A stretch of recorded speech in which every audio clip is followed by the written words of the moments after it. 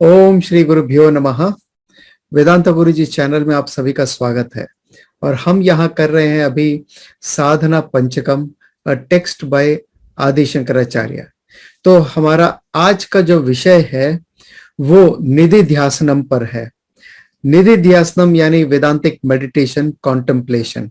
So there is a lot of difference in meditation और contemplation में या निधि ध्यासनम में, that we will be discussing in today's session. और निधि ध्यासनम के लिए क्या क्या परिपक्वता की जरूरत है, कैसे हम अपने आप को प्रिपेयर कर सकते हैं, तैयार कर सकते हैं, और निधि ध्यासनम हम कैसे कर सकते हैं, उसके बारे में आज हम चर्चा करेंगे। सो शुरू करते हैं प्रेयर से। ओम सहना भवतु सहनौ भुनक्तु सह वीर्यं करवावहै तेजस्विनावधीतमस्तु मा विद्विषावहै। ओम शांति शांति शांति।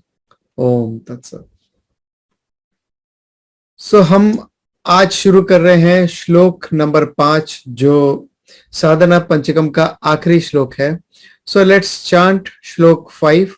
मैं एक लाइन पहले चांट करूंगा और आप मेरे पीछे रिपीट कर सकते हैं।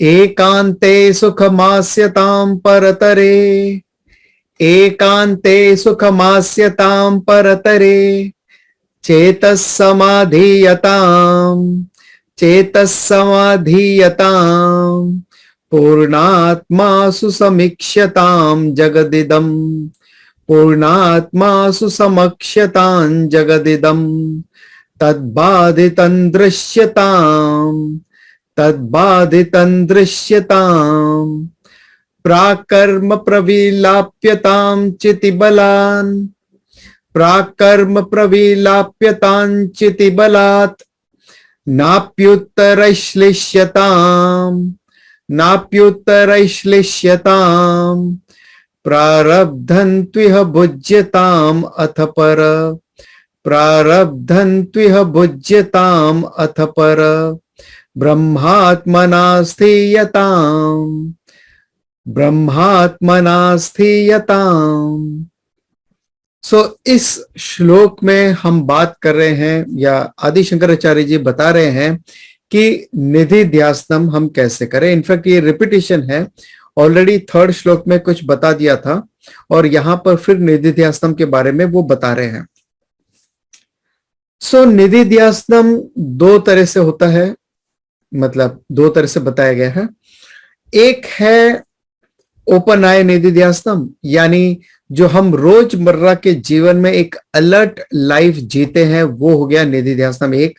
कि हर पल हम जो भी काम करते हैं, जो बात बोलते हैं, या अपने कायिकम वाचिकम मानसम लेवल पे जो भी हम कर्म करते हैं, यानी at the speech level, at the physical level, at the mental level, जो भी कर्म है वो वहां पर अलर्टनेस होना चाहिए। ऐसा कोई कर्म हम न करें जो धर्म विरुद्ध है, जो शास्त्र विरुद्ध है। तो that is living an alert life, यानी हमारा कंटिन्यूअस निधि ध्यासनम चल रहा है पूरे लाइफ में।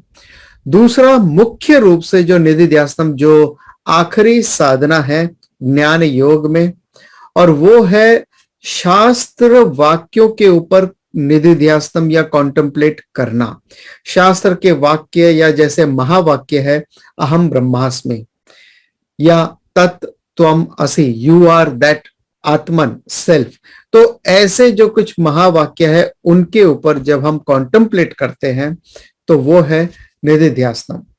यहां पर निधि ध्यासनम को भी बताया है और साथ में साधना के रूप में आप अपने आप को निधि ध्यासनम के लिए कैसे प्रिपेयर कर सकते हैं, कैसे तैयार कर सकते हैं। क्योंकि निधि ध्यासनम और meditation needs lot of practice, lot of preparation. In fact spiritual evolution itself need preparation, knowledge needs preparation. So हमारा सबसे पहला आज का इस श्लोक का जो साधना है, साधना नंबर 33, एकांते सुखमास्यताम। एकांते सुखम आस्यताम। एकांत यानी एकांत स्थान में, यानी at the lonely solitude place पर। सुखम आस्यतान, आस्यतान यानी बैठना। कैसे बैठना? सुखम यानी आराम से, कंफर्टेबली वहां पे बैठना है। इन शॉर्ट, कंफर्टेबली एकांत स्थान पे बैठना है। अब अगर एकांत स्थान ही नहीं मिलता, जैसे बंबई दिल्ली जैसे शहर है जहां पे एकांत स्थान नहीं मिलता है, हम जहां जाते हैं कोई ना कोई आ जाता है, घर में भी रहो तो कोई ना कोई आ जाता है, तो क्या करें? तब एकांत समय को आप चुनो। सो इन शॉर्ट, आपको चाहिए एकांत, आपको चाहिए सॉलिट्यूड, आपको चाहिए आपका अपना स्पेस। तो वो चाहे पार्क में हो, घर में हो, बाहर हो, कहीं पर भी हो, लेकिन वो एक एकांत स्थान होना चाहिए। अगर आप एकांत स्थान को नहीं पा सकते तो एकांत समय में चुनिए, जहां घर पर सब सोए हैं, सब शांति से। अर्ली मॉर्निंग नॉर्मली कोई उठता नहीं है जल्दी से, सो वो शांति का समय है। Early morning is a better time. अब एकांत समय क्यों चाहिए हमें निधिध्यासनम के लिए? To avoid external disturbances. अगर हम एकांत स्थान में रहेंगे तो बाहरी डिस्टर्बेंसेस नहीं रहेंगे, चाहे वो गाड़ियों के हो, व्हीकल्स के हो, लोगों के हो, या अपने ही जान पहचान वाले होंगे जो कभी ना कभी डिस्टर्ब करने आ जाएंगे। या आप मेडिटेशन करने बैठे होंगे, कॉन्टेम्पलेशन के बैठे होंगे, और तभी कोई आके पूछ लेगा, अच्छा आप खाने में क्या खाओगे आज? नहीं नहीं, बस खाली 1 मिनट हम आपको डिस्टर्ब करते, बाकी आप कंटिन्यू रखिए बस। सो इस तरह के डिस्टर्बेंस हो सकते हैं आपके घर पर या बाहर में, कुछ भी। So we have to avoid such kind of mental disturbances या डिस्ट्रैक्शंस। डिस्ट्रैक्शन जब हम बात कर रहे हैं शांत एकांत स्थान में, सो दैट इंक्लूड्स, यानी that excludes mobile phone also. तो एकांत स्थान जहां पर आप मोबाइल से, इंटरनेट से, इन सब चीजों से दूर है, जहां दुनिया वाले आपको संपर्क कर सके या आप दुनिया से संपर्क कर सके। आपका दुनिया के साथ उस समय के लिए, कुछ देर के लिए संपर्क बंद है, वो हम कहते हैं एकांत स्थान या एकांत समय। In short, you have to be with yourself. आपको खुद के साथ समय बिताना है वहां पर, तभी जाकर आप सही ढंग से कॉन्टेम्पलेशन कर पाएंगे।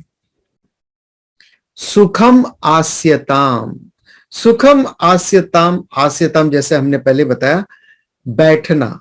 सुखम यानी कंफर्टेबली बैठना।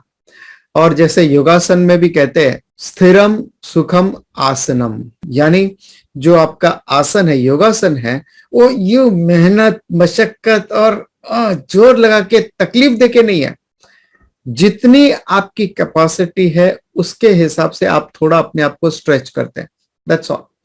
यानी योगासन जो है साधना है, इट्स नॉट एन एक्सरसाइज। उसी तरह से यहां पर ये साधना है, ये कोई एक्सरसाइज नहीं है। मेडिटेशन, कॉन्टेम्पलेशन कोई एक्सरसाइज नहीं है। आप जब परिपक्व होते हैं तब आप इसके लिए तैयार हैं और आप मेडिटेट या कॉन्टेम्पलेट कर सकते हैं। दोनों अलग चीजें हैं। Will come back to that later. सुखम आसनम यानी कोई भी फिजिकल डिस्कंफर्ट है उसे अवॉइड करना है। अगर इसके बारे में आपको ज्यादा डिटेल में जानना है तो हमारा भगवत गीता का 6th chapter, essence of Bhagavad Gita 6th chapter में आप ये देख सकते हैं, जहां पे हमने पूरे मेडिटेशन की प्रक्रिया कैसे होती है, उसके लिए क्या क्या टूल्स या कैसे आसन होना चाहिए वगैरह, ये सारी साधनाओं के बारे में हमने वहां पर थोड़ा डिटेल में भगवान श्री कृष्ण ने बताया है। तो वही बात हमने वहां बताई है। और कंफर्टेबल बैठना है तो, कमर दर्द है तो कहां बैठे? Then you can sit on chair. ऐसा कोई जरूरी नहीं है कि आपको क्रॉस लेग करके नीचे ही बैठना है, आप चेयर पे बैठ सकते हैं, सोफे पे, लेकिन इजी चेयर जिसको हम कहते हैं ना, रिलैक्स होके आराम से, तो फिर आपकी और 8 घंटे की निधिध्यासनम हो जाएगा विद द क्लोज्ड आईज। सो वैसे नहीं, जहां पे आपको नींद आ जाए वैसे नहीं, लेकिन जहां पर आप अलर्ट रह सको वो आसन होना चाहिए। और उसके लिए ऑफ कोर्स अगर आप योगासन रेगुलर करते हैं so it is good for you. दूसरी बात, यहां पर सीटेड बैठना है, खड़े खड़े नहीं। अच्छा सर जल्दी जल्दी बताइए निधि ध्यासनम क्या होता है, मेरे पास टाइम बहुत कम है। तो लोग यहां पर भी जब आते हैं सामने क्लास में तो खड़े खड़े आते हैं, खड़े खड़े, अच्छा ये काम भी करना है, वो भी काम करना है, साथ साथ में चार काम अभी भी चल रहे होंगे किसी ना किसी के यहाँ पर, कि खाना भी खा रहे होंगे, फोन पे बात भी हो रही होगी, और निधि ध्यासनम की बात भी हम सुन रहे हैं, मेडिटेशन की बात भी हम सुन रहे हैं।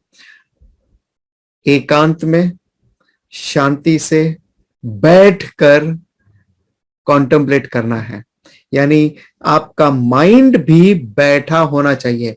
माइंड का बैठना, शरीर का बैठना तो हम समझते हैं, माइंड का बैठने का मतलब क्या है, यानी माइंड आपका भटक नहीं रहा है, माइंड आपका कहीं पर डिस्ट्रैक्ट नहीं हो रहा है। ऐसा माइंड, ऐसा माइंड आपको चाहिए कि जरा सा वो वहां से एक व्हाट्सएप का मैसेज आया, टू टू टू टू आवाज हुई, ध्यान वहां जाता है, बिल्कुल कट ऑफ है टोटली। आपके मोबाइल में ये फीचर भी है इनफैक्ट कि आप चाहे तो उसको वैसे मोड पे डाल सकते हो या मी टाइम पे आप डाल सकते हो, and then you can be free from your mobile. So आपका माइंड जो है वो बैठा होना चाहिए, इसका मतलब है माइंड आपका रेस्टलेस नहीं होना चाहिए। अब रेस्टलेस माइंड की पहचान क्या होती है, जैसे कुछ लोग होते हैं ना फिजिटिंग, यानी कुछ रेस्टलेसली वो एक्शन परफॉर्म करते रहते हैं, जैसे पैरों को हिलाना, शेक करना, इस तरह से। या तो जब बहुत एंजाइटी में है, टेंशन में है, स्ट्रेस में है, तो ऐसे करते हैं। कुछ लोग नाखून चबाते रहते हैं, कुछ लोग पेन होता है बॉल पेन तो टिक टिक टिक टिक टिक टिक करते रहते हैं, इस तरह से। या कुछ लोग होगा पेपर पे, क्लासरूम चल रही है यहाँ पे, तो पेपर पे कुछ ना कुछ ड्रॉ करते रहेंगे, स्क्रिबलिंग कुछ ना कुछ उनका चलता रहता है। तो ये सारे जो सिम्टम्स हैं साइकोलॉजिकली, ये सब शो करता है कि आपका माइंड रेस्टलेस है, डिस्टर्ब है। इट कुड बी बहुत ज्यादा एक्साइटमेंट में, और कुछ लोग होते हैं जो अपने आप से बातें करने लग जाते हैं ऐसे ही, राह पे चल रहे हैं और अपने आप से बातें करते हुए जा रहे हैं, तो उनका माइंड पीसफुल नहीं है, बैठा हुआ, शांत नहीं है। अब माइंड रेस्टलेस क्यों होता है? माइंड के रेस्टलेस होने की वजह क्या है? अगर आपको कोई वजह पता है, हम यहां पे कुछ बताते हैं। अगर आपको कुछ पता है कि आपका माइंड क्यों, कब, किस परिस्थिति में रेस्टलेस होता है, तो आप नीचे कमेंट करके जरूर बताइएगा। It may help other people also. और जब हमें कारण का पता है तभी उसका हम निवारण कर सकते हैं। So unless until you know the disease you can not treat it. So first we have to diagnose the problem. So सबसे बड़ी प्रॉब्लम है माइंड का रेस्टलेस होने के लिए कि जब हमारा फोकस लिमिटेड वस्तु पे है, जब हमारा फोकस छोटी पे है, छोटी वस्तु है जो लिमिटेड है, जो पेरिशेबल है, जो फ्लक्चुएट होती रहती है दिन प्रतिदिन, मोमेंट टू मोमेंट, ऐसी वस्तु पे अगर हमारा फोकस है, then mind is bound to be restless. क्यों? क्योंकि वो वस्तु अगर रेस्टलेस है, जिसके ऊपर हमारा ध्यान केंद्रित है, अगर वो डिस्टर्ब होता है तो हमारा माइंड यहां पे डिस्टर्ब होता है। लाइक फॉर एग्जांपल जो शेयर मार्केट में डील करते हैं या फाइनेंशियल मार्केट में डील करते हैं, कहीं पर भी, शेयर मार्केट हो या सट्टा बाजार या गोल्ड मार्केट या सिल्वर मार्केट, कोई भी हो सकता है। तो जब उनके भाव ऊपर नीचे होते हैं और वो फ्लक्चुएट होते हैं और हमारी डिपेंडेंसी, हमारा माइंड उस पर फोकस्ड है कि भाव कितना ऊपर गया, कितना नीचे गया, तो हमारे अंदर का हार्ट बीट है वो भी ऊपर नीचे होता रहता है। या किसी का माइंड होगा मैच में, क्रिकेट मैच में, क्रिकेट बैटिंग करते होंगे वो, जुआ, बैटिंग यानी वो वाली नहीं, बैटिंग, जुआ, सट्टा। तो अगर एक चौका लगा उनका माइंड डिस्टर्ब हो गया, एक छक्का लगा डिस्टर्ब हो गया, एक आउट हुआ तो डिस्टर्ब हो गया, यानी हर बॉल पे कुछ ना कुछ एक्टिविटी तो होनी है और उनका माइंड हमेशा डिस्टर्ब रहेगा फिर। सो माइंड के डिस्टर्ब होने के कई लेवल्स है, जैसे एक हमने बताया मटेरियल लेवल है, दूसरा फिजिकल लेवल पे, जब हमारी कभी हेल्थ खराब हो जाती है तो हम डिस्टर्ब हो जाते हैं, या इमोशनल डिस्टर्बेंसेस है। इमोशनल डिस्टर्बेंस चाहे वो जॉब को लेकर हो सकता है, फैमिली को लेकर के हो सकता है, हेल्थ को लेकर के भी हो सकता है, या इमोशनली हम डिस्टर्ब हो सकते हैं। किसी ने कुछ बोल दिया हमें, किसी ने कुछ हर्ट कर दिया, या हम जिससे बहुत ज्यादा अटैच हैं वो हमसे कहीं दूर चला जाए, तब इमोशनली डिस्टर्ब हो जाते हैं। या हम इंटेलेक्चुअली डिस्टर्ब हो सकते हैं, हमारा ईगो हर्ट हो सकता है, या कोई हमारे आइडियोलॉजी के साथ नहीं चल रहा है तो हम डिस्टर्ब हो सकते हैं। जैसे अब हम यहां कुछ बात कर रहे हैं तो ये कोई जरूरी नहीं कि यहां सुनने वाले सभी कोई इस बात से सहमत हो, कुछ असहमत हो सकते हैं, और वो जो असहमत है और जो अपने आइडिया से अटैच हैं तो वो डिस्टर्ब हो जाएंगे यहां पर। So what we understand here is कि जब तक हमारा फोकस मटेरियल, फिजिकल, इमोशनल और इंटेलेक्चुअल लेवल पे है, इन लिमिटेड लेवल्स पे जब तक हमारा फोकस रहेगा तब तक हमारा माइंड किसी न किसी वजह से रेस्टलेस रहेगा, डिस्टर्ब रहेगा, और ये हमारी साधना के लिए, हमारे आध्यात्मिक ग्रोथ के लिए सही नहीं है। It could be anxiety for the future, या हो सकता है कि हमारी अपने अंदर की कोई ना कोई इनसिक्योरिटी है। जैसे अभी कोरोना हो गया, लॉकडाउन हो गया, लॉकडाउन में लोगों के फ्रस्ट्रेशन क्यों बाहर आ गए? बिकॉज पहली बात थी कि वो अपने आप के साथ डील कर रहे थे और काफी इनसिक्योरिटी आ गई थी कई लोगों में कि कल को मेरे जॉब का क्या होगा, कल को मेरे बिजनेस का क्या होगा, अगर मार्केट टूट गया तो मेरा क्या होगा, वगैरह। तो इस तरह की इनसिक्योरिटीज है with reference to financial level, या कि मेरी हेल्थ का क्या होगा, मेरी उम्र ढलती जा रही है, एक दिन मैं मर जाऊंगा तब क्या होगा? मर जाओगे तो मर जाएंगे, उसमें क्या है? या हमें डिस्टर्ब करता है हर्ट और गिल्ट। हर्ट और गिल्ट क्या है? हर्ट यानी अगर कोई दूसरे व्यक्ति का कर्म है जो मुझे हर्ट कर सकता है, किसी दूसरे व्यक्ति ने कोई मेरे साथ गलत काम किया तो मुझे हर्ट हो गया। अगर मैंने कोई गलत काम किया है जिसका मुझे एहसास होता है कि मुझसे कोई गलती हो गई है तो मुझे गिल्ट होती है। So my own omission and commission is guilt, others omission and commission is causing me hurt. दूसरों के कर्म से मुझे तकलीफ हुई तो वो हर्ट है, और मेरी कर्मों की वजह से अगर मुझे ऐसा लगता है कि मैंने गलत किया तो वो गिल्ट पैदा करता है। सो मेजॉरिटी पीपल जो है वो हर्ट और गिल्ट में फंसे हुए हैं, which disturbs you completely. Being a human being, hurt और गिल्ट का होना स्वाभाविक है, लेकिन हर्ट और गिल्ट से अफेक्टेड न होना ये आपकी बहादुरी है। सो हर्ट और गिल्ट होगा, लेकिन आपका यह कर्तव्य बनता है कि आप कैसे अपने आप को या अपने मेंटल इक्विलिब्रियम को या उसके बैलेंस को मेंटेन रखते हैं, उसमें आप डिस्टर्ब नहीं होते हैं। कुछ लोगों को एक्साइटमेंट होता है भविष्य के बारे में कि भाई मुझे ये प्राइज मिलने वाला है, या मुझे ये मिलेगा, या मैं कहीं जा रहा हूं या कहीं टूर पे जा रहा हूं, अब दिवाली आ रही है तो लोग टूर पे जाएंगे, हो सकता है, तो वो एक एक्साइटमेंट होता है, या कोई आने वाला है किसी से मिलना होता है तब कोई एक्साइटमेंट हो सकता है। So this excitement may disturb you. So in short, जब तक आपका फोकस एक फाइनाइट वस्तु पे है, लिमिटेड वस्तु पे है, जो टेम्पररी है, जो पेरिशेबल है, जिसमें अप्स एंड डाउन्स होते हैं, फ्लक्चुएशन होते हैं, तब तक आपको हर्ट होगा, डिस्टर्बेंस होगा। That we have to understand. Even relationship changes, जो स्कूल्स में आपके बेस्ट फ्रेंड्स रहा करते थे, आज आपको पता भी नहीं होगा कि वो कहां है। आज जो आपके बेस्ट फ्रेंड है, कल आपको पता नहीं होगा कि वो कहां होंगे। जॉब चेंज हो रहे हैं, हम एक सिटी से दूसरी सिटी में जा रहे हैं, सब कुछ बदल रहा है, रिश्ते नाते सब बदल रहे हैं।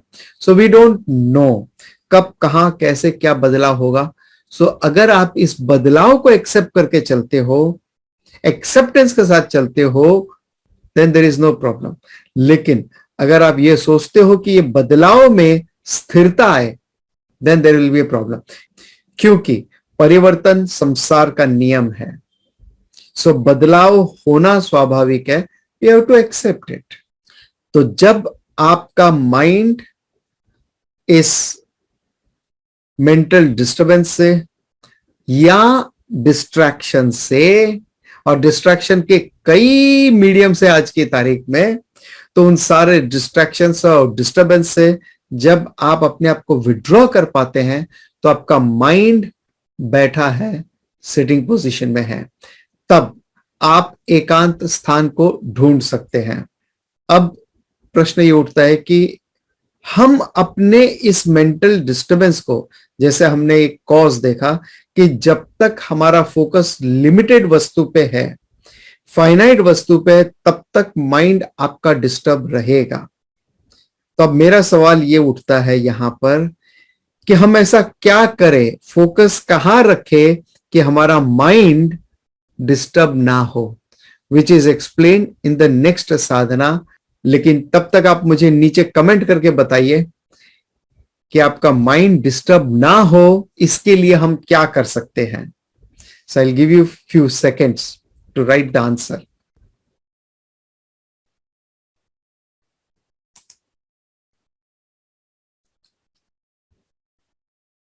राइट, सो होपफुली आपने लिख दिया होगा, बट नहीं लिखा है, आपने टाइप किया है तो आप टाइप कर दे आपका आंसर कि माइंड डिस्टर्ब ना हो उसके लिए हम क्या कर सकते हैं।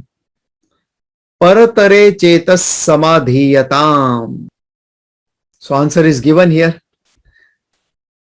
परतरे चेतस समाधीयताम।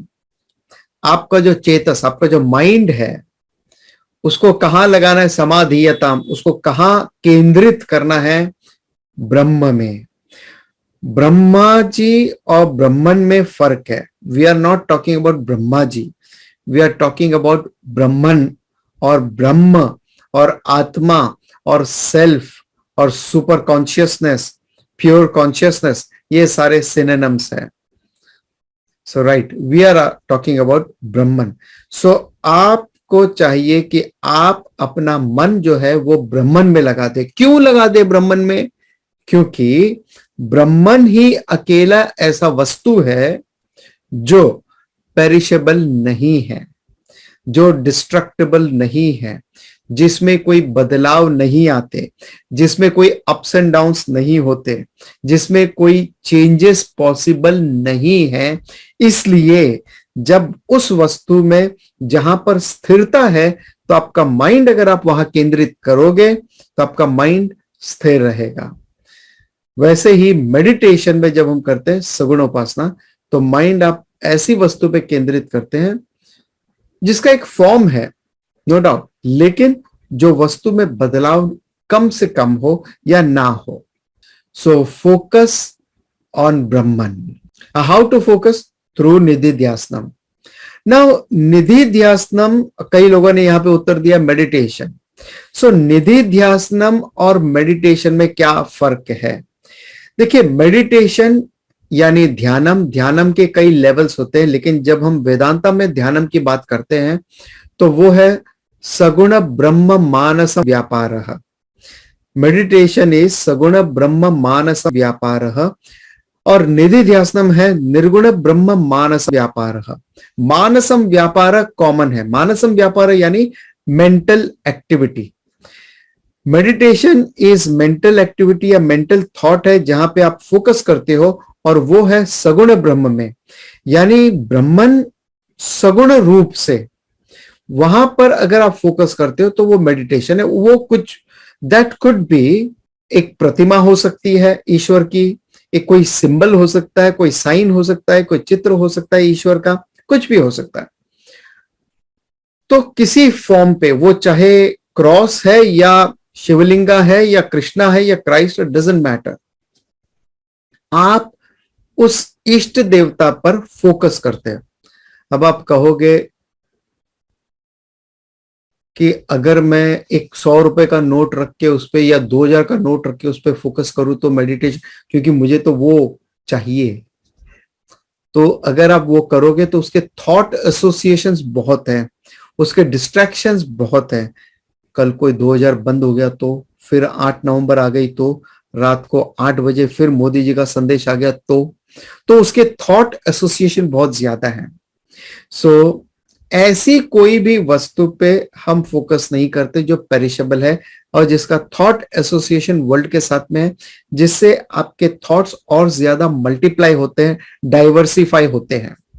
लेकिन जब हम ऐसी वस्तु का चयन करते हैं, चाहे ध्यानम के लिए या निधि ध्यासनम के लिए, ऑब्वियसली निधि ध्यासनम में तो निर्गुण ब्रह्म है और ध्यानम में भी सगुण ब्रह्म, या तो आप क्राइस्ट है या कृष्णा है या शिवा है या विष्णु है या किसी भी फॉर्म पे आप अपने ध्यान को केंद्रित कर सकते हैं। फिर चाहे ओम सिंबल ही क्यों ना हो या ओम उच्चारण साउंड सिंबल ही क्यों ना हो, केवल साउंड, देयर इज नो प्रतिमा, बट आप साउंड के ऊपर वो मेडिटेट कर रहे हैं।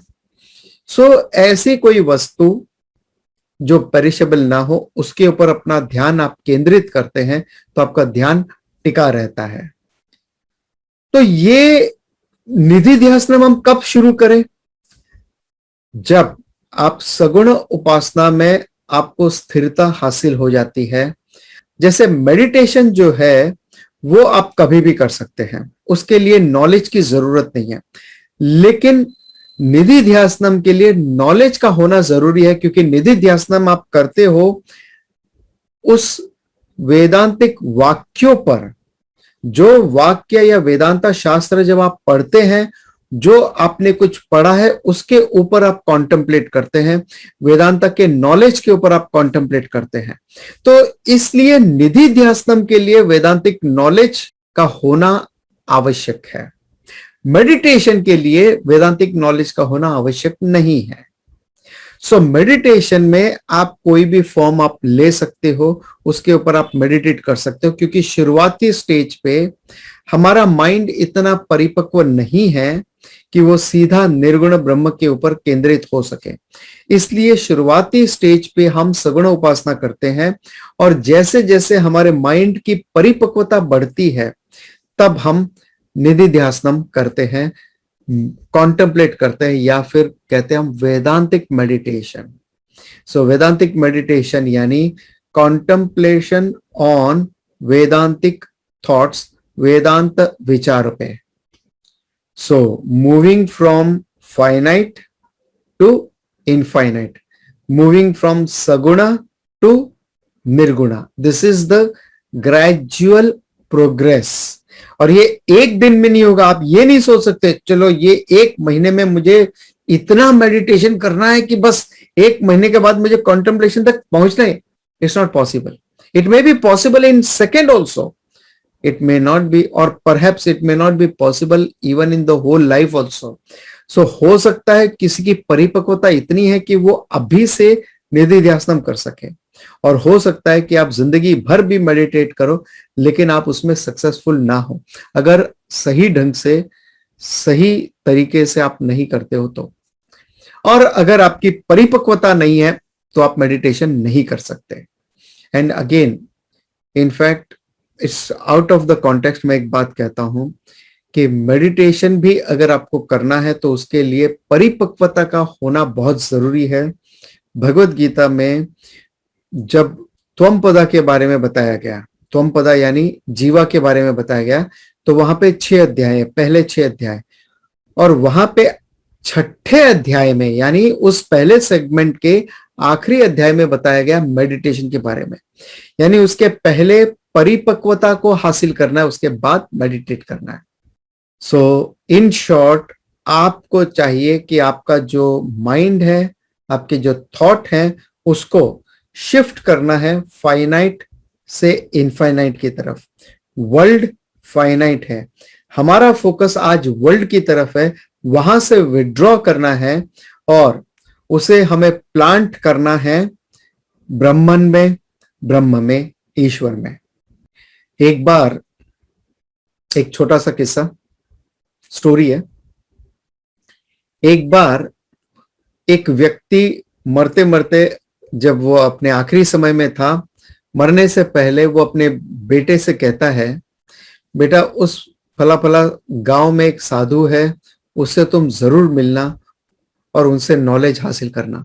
ठीक है, उनके पिताजी के मरने के बाद में वो गए गांव में, वहां वो साधु के पास में गए और कहा कि मुझे पिताजी ने बोला है आपसे नॉलेज हासिल करना है, और उन्होंने कहा ज्ञानम चाहिए, ब्रह्म ज्ञानम चाहिए मुझे। ठीक है, वो साधु कुछ बोले नहीं, वो फार्मिंग कर रहे थे।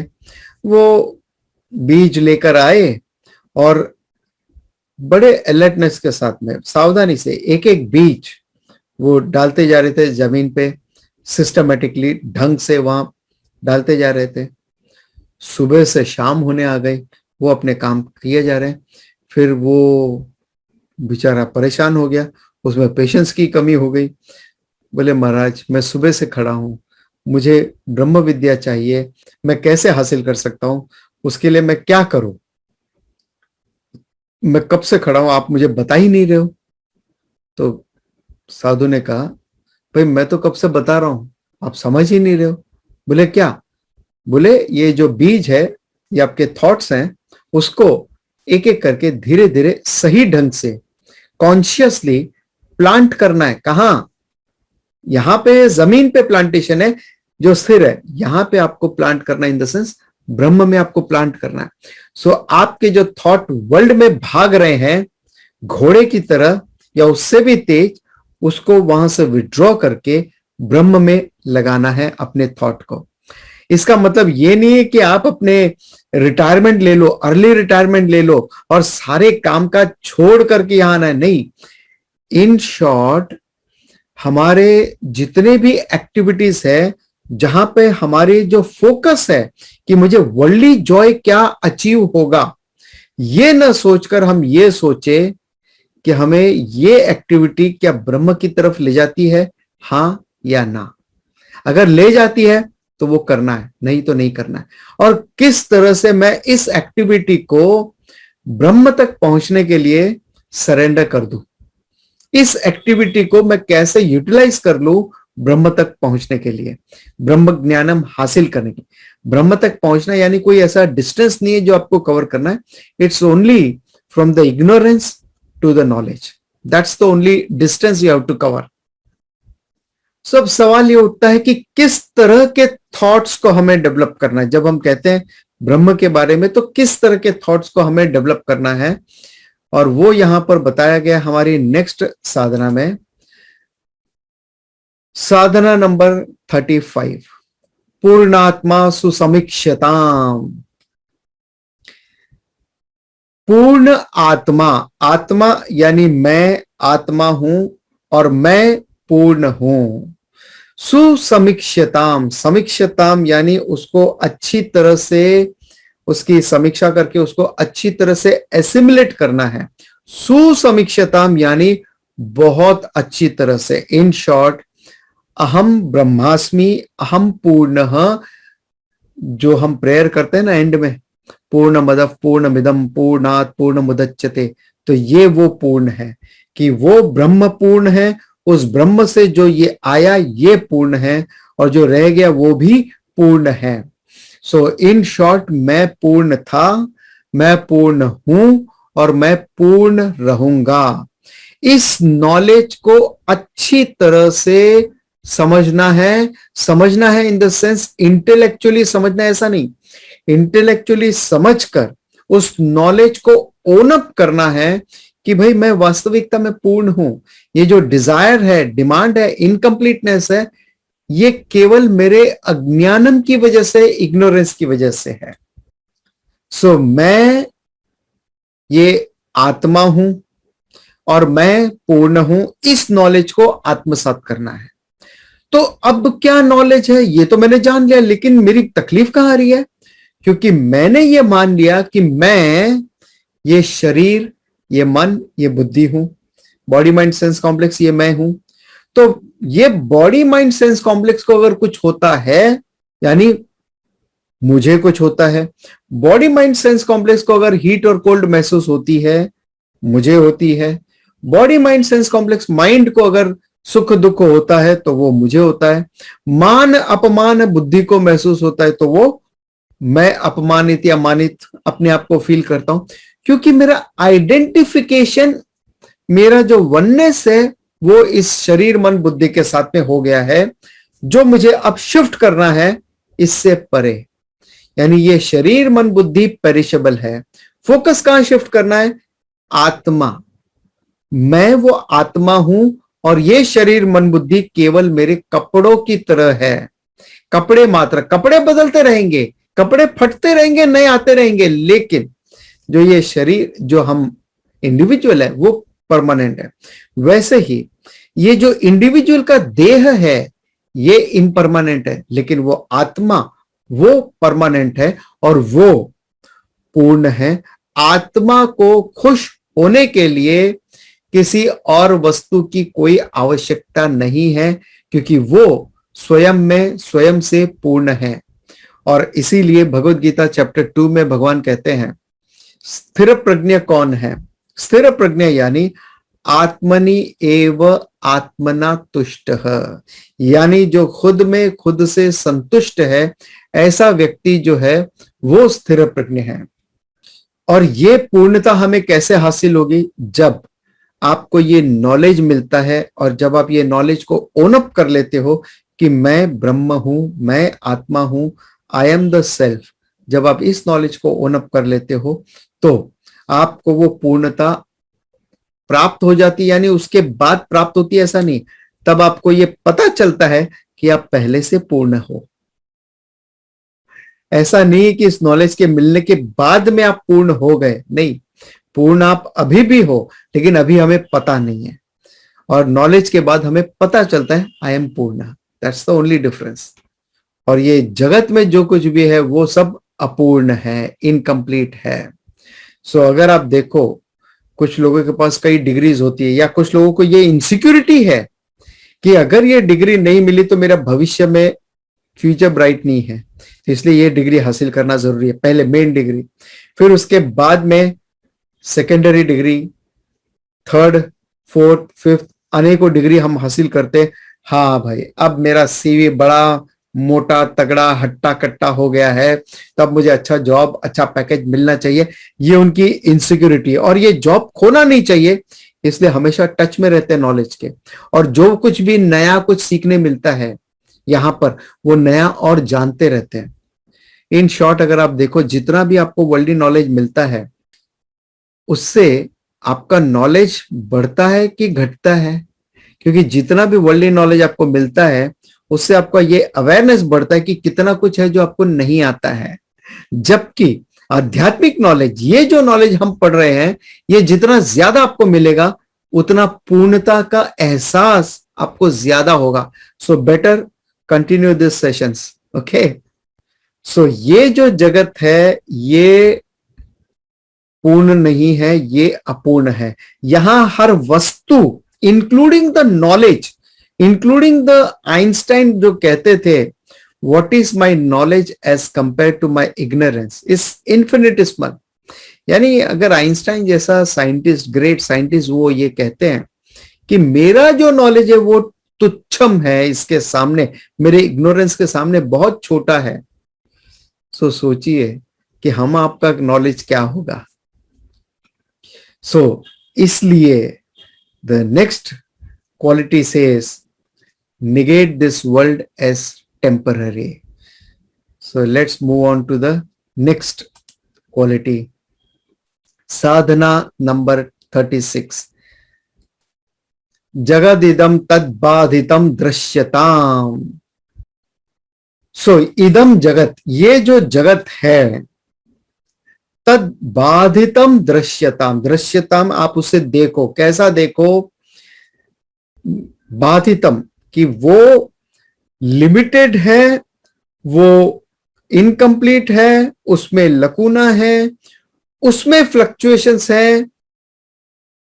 ऑब्वियसली जो पूर्ण नहीं है, जो फाइनाइट है, फ्लक्चुएशन उसी में संभव है। जो इनफाइनाइट है उसे भी कभी चेंजेस, फ्लक्चुएशन पॉसिबल नहीं है। जो चीज सबसे ज्यादा फ्लक्चुएट होती है वो सबसे ज्यादा अपूर्ण है, अपूर्णता उसमें सबसे ज्यादा है।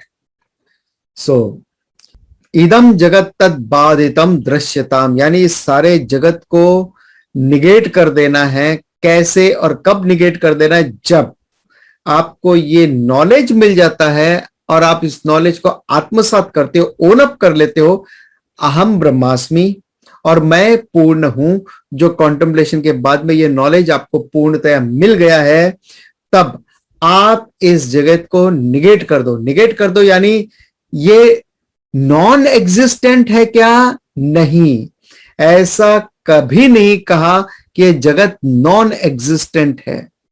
आपको निगेट करना है as mithya, as temporary, as perishable.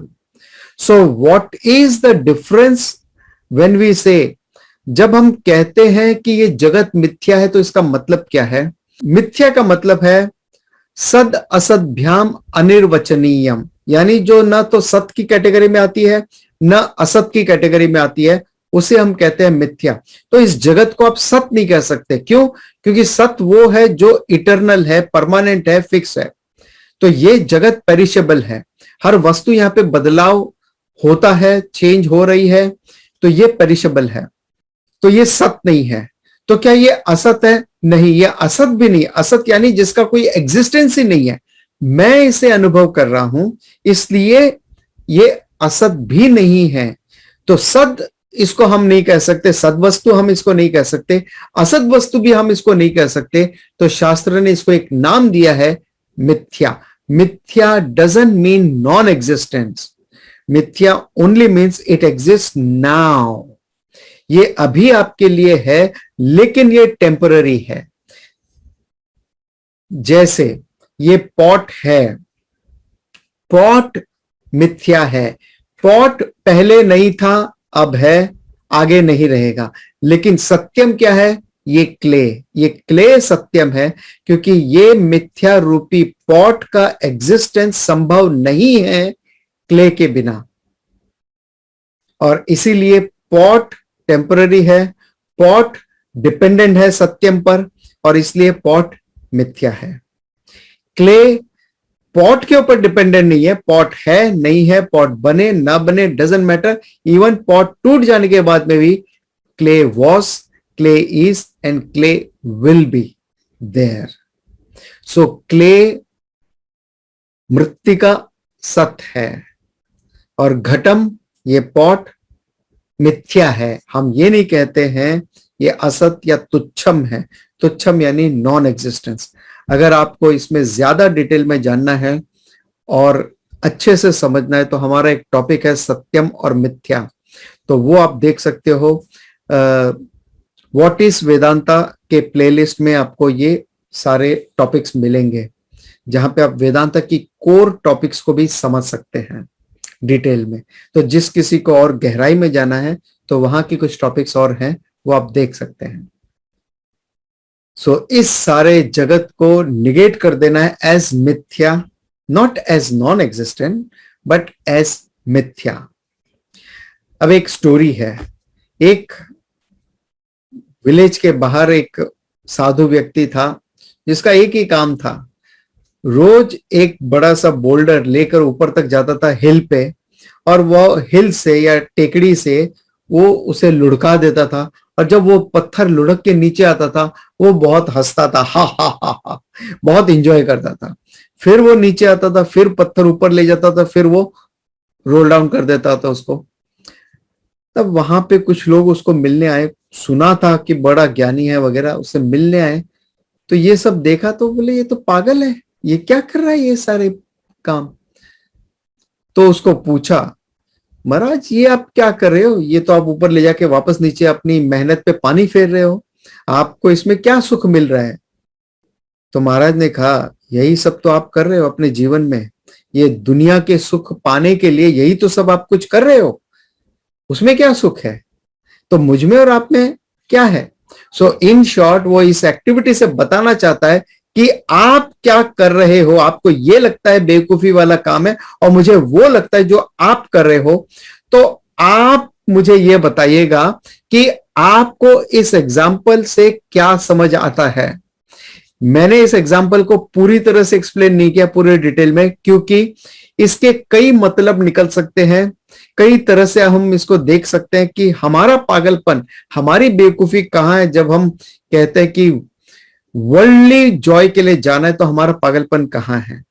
या उसके अलावा और क्या बात हो सकती है जो वो साधु महाराज बताना चाहते हैं हमें इस एग्जाम्पल में। सो आप मुझे नीचे कमेंट करके बताइएगा। It's open for the public. या अब आपको गैस करना है कि इससे और क्या क्या निकल सकता है। सो आपके कमेंट अगर आते हैं तो it will help other people also, कि जो साधु ने कहा कि ये जो एक्टिविटी है उसमें मेरे एक्टिविटीज में मैं तो केवल वही कर रहा हूं जो आप कर रहे हो, वही बता रहा हूं मैं, तो आप भी वही बेवकूफी कर रहे हो। तो हमारी वो क्या बेवकूफी है, आप मुझे नीचे कमेंट में बताइएगा। सो negate the world as mithya, as temporary. Understand there is no joy in the worldly objects and realize, आप इस बात को अच्छी तरह से आत्मसात कर ले, that you are full complete. आप में कोई कमी नहीं है। और जब कोई व्यक्ति इस बात को जान लेता है, उसके जो फंडामेंटल्स प्रॉब्लम है, उसके जो बेसिक प्रॉब्लम है, उसकी जो स्पिरिचुअल प्रॉब्लम्स हैं कि मैं कौन हूं, ये हमेशा के लिए खत्म हो जाता है। क्योंकि वो जान लेता है कि मैं कौन हूं। कमेंट करके बताइएगा मैं कौन हूं। एंड देन कोई डिपेंडेंसी नहीं है वर्ल्ड के ऊपर। ऐसा नहीं है कि आप वर्ल्ड को एंजॉय नहीं कर सकते। ओ माय गॉड, नॉलेज मिल गया, मैं ब्रह्म हूं, मैं पूर्ण, तो फिर मैं ये सब एंजॉय नहीं कर पाऊंगा। बिल्कुल एंजॉय कीजिए, आपके प्रिविलेज है। इनफैक्ट तभी जाकर आप सही ढंग से एंजॉय कर पाएंगे, पूरे जगत को आप एंजॉय कर पाएंगे सही ढंग से, क्योंकि तब आपकी मेंटल डिपेंडेंसी नहीं है वर्ल्डली प्लेजर के ऊपर में। अगर वो मिलता है तो ठीक है, नहीं मिलता है तो भी ठीक है। So it's really doesn't matter. So you are happy either way. So your inner happiness is no more dependent on the external achievements. ये बिल्कुल उस तरह से जैसे भगवद गीता चैप्टर 2 में भगवान एक उदाहरण देते हैं। जब गर्मियां आती हैं, पानी सब सूख जाता है, तो उस कुएं की कीमत क्या होगी जिसमें थोड़ा पानी है, थोड़ा पानी लेकिन है, तो उस कुएं की कीमत क्या होती है? बहुत ज्यादा। लेकिन मान लो कुआं पूरी तरह से पानी से भरा हुआ है, उसकी कीमत क्या होगी? लेकिन कहां, किस कंडीशन में? जब चारों तरफ बाढ़ आई हुई है और वो कुआं बाढ़ के पानी में डूबा हुआ है। इस तरह से पानी का लेवल उस कुएं के लेवल से ऊपर है। उस स्थिति में उस कुएं के पानी की क्या वैल्यू है? समंदर के सामने उस कुएं की वैल्यू क्या है? एग्जैक्टली द सेम वे कि जब चारों तरफ खुशियां, यानी वो अंदर से पूर्णतया जो खुश है, उसके लिए ये छुटपुट खुशियां कोई मायने नहीं रखती, ये वर्ल्डली प्लेजर कोई मायने नहीं रखता। सो नो दाई सेल्फ, अपने आप को जान लो। तो इसी के साथ कंक्लूड करते हैं हमारा आज का ये सेशन। लेकिन अगला सेशन जो है बहुत ही इंटरेस्टिंग होने वाला है, जहां पर हम बात करेंगे कर्मा के बारे में। 3 तरह की कर्मा, प्रारब्ध कर्मा, संचित कर्मा, आगामी कर्मा के बारे में, लॉ ऑफ कर्मा के बारे में कुछ हद तक बात करेंगे। तो पूरे कर्मा के कॉन्सेप्ट को वहां पे बताने का प्रयत्न किया गया है, तो वो हम डिस्कस करेंगे हमारे नेक्स्ट वीक में, हमारे आखिरी सेशन में नेक्स्ट वीक में। और अगर आपने अब तक हमारे YouTube चैनल को सब्सक्राइब नहीं किया तो उसे सब्सक्राइब कर लें, बेल आइकन दबा के ऑल नोटिफिकेशन को सेलेक्ट कर ले, ताकि हमारे जो भी नोटिफिकेशन है आपको जल्द से जल्द मिलते जाएं। इसके अलावा हमारी कई क्लासेस हैं, वो वेदांता से संबंधित है, भगवद गीता है, उपनिषद है, या भगवद गीता चैंटिंग है, या श्लोका पारायणम है। अगर आप में से कोई भी उसको ज्वाइन करना चाहता है तो नीचे दिए गए टेलीग्राम के लिंक को आप ज्वाइन कर लें। और अगर आपके कोई भी प्रश्न है वेदांता से संबंधित तो नीचे कमेंट बॉक्स में आप दे दीजिए। हर महीने के पहले शनिवार को हम लेते हैं क्वेश्चंस और उसका जवाब देते हैं। सो आप नीचे अपने क्वेश्चंस भेज दीजिए इन एडवांस। और अगर आपके कोई सजेशंस है इसको और थोड़ा बेहतर बनाने के लिए, तो आप नीचे कमेंट करके हमें बता सकते हैं। ओम तत्सत। ओम पूर्णमदः पूर्णमिदं पूर्णात् पूर्णमुदच्यते पूर्णस्य पूर्णमादाय पूर्णमेवावशिष्यते। ओम शांति शांति शांति। ओम तत्सत।